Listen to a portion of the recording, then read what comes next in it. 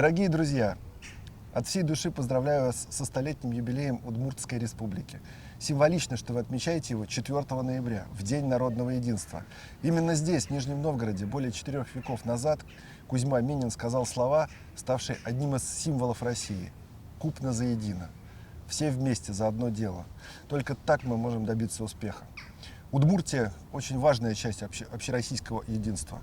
У республики славная история, очень красивые традиции. На этой земле в мире и согласии живут самые разные народы. И каждый человек понимает, как важно беречь общий дом и делать его лучше. У Нижегородской области и Удмуртии много общего. В годы Великой Отечественной войны жители регионов все силы отдавали для фронта и победы.